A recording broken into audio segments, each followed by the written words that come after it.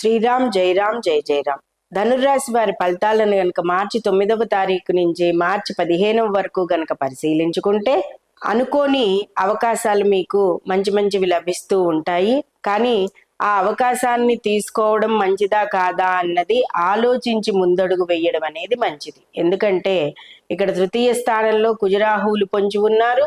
అలాగే చతుర్థ స్థానంలో అర్ధాష్టమంలో శని ఉన్నాడు. ఎందుకంటే అది వృత్తి ఉద్యోగ వ్యాపార స్థానం కాబట్టి కాస్తంత ముందడుగు వేసేటప్పుడు ఆచితూచి అడుగు వేయడం అనేది మంచిది.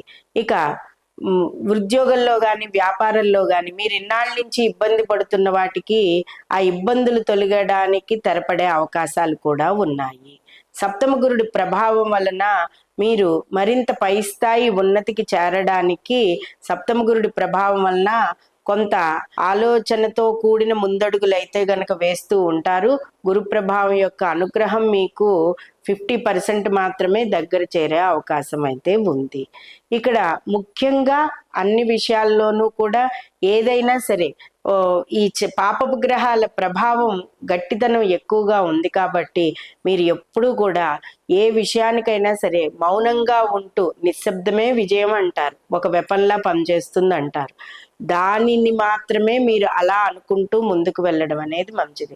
తొందరపడడం, మనోవేదనకు గురవడం, లేకపోతే పక్క వాళ్ళ మీద వీళ్ళ మీద గట్టి గట్టిగా అరుచుకుంటూ ముందడుగు వేయడం, ఇలాంటివి మీరు ఏమీ చెయ్యకుండా ఉండడం అనేది మేలు. నిశ్శబ్దమే ఒక ఆయుధంగా పనిచేసేటట్టుగా మీరు ఉంటే ఈ వారం అంతా కూడా మీరు అనుకూల ఫలితాలను సాధిస్తారు. అది విజయానికి 2 అడుగులు మీరు ఎప్పుడూ కూడా ముందంజలోనే ఉంటూ ఉంటారు.